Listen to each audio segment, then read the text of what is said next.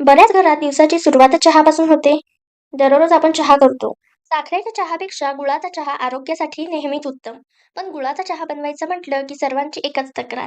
गुळाचा चहा बनवताना दूध फाटतं. तर चला मग आज आपण गुळाचा चहा कसा बनवायचा ते पाहूया. गुळाचा चहा बनवताना दूध फाटू नये म्हणून काय काळजी घ्यावी ते सुद्धा पाहू. वेळ न घालवता रेसिपीला सुरुवात करूया. आलं ठेचून घेऊ. तर आलं नेहमी ठेचूनच घ्या.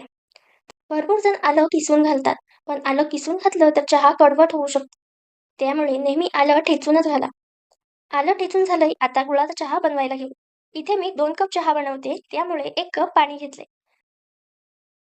आता पाण्याला एक उकळी आली की यामध्ये ठेचलेलं आलं सोबत 2-3 हिरवी वेलची घालूया.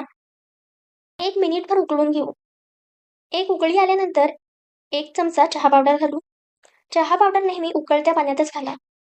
त्यानंतर यामध्ये गूळ घालूया आणि गूळ विरघळतंय तोपर्यंत एका बाजूला 1 कप दूध गरम करत ठेवलंय. तर दूध उकळलंय, चहामध्ये घालू. तर बघा चहा अजिबात फाटलेला नाही. एक उकळी काढून घेऊया. तर इथे मी 2 कपांसाठी 1 कप पाणी आणि 1 कप दूध वापरलंय. चहाला असं खालीवर केल्यामुळे ना चहाचं तापमान सारखंच राहतं. गुळाचा चहा बनवताना दूध फाटण्याचं पहिलं कारण आपण वापरत असलेल्या गुळामध्ये भरपूर प्रमाणात केमिकल्स असतात. त्यामुळे गुळाचा चहा फाटतो. गुळाचा चहा करताना नेहमी सेंद्रिय गुळाचाच वापर करा.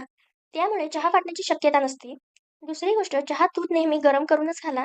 अशा प्रकारे गुळाचा चहा तयार झालाय. गुळाचा चहा करताना फक्त नेहमी 2 गोष्टीच लक्षात ठेवा. एक म्हणजे गूळ हे नेहमी सेंद्रिय असावं, त्यामुळे दूध फाटत नाही. आणि दुसरी गोष्ट चहामध्ये दूध नेहमी उकळूनच घाला.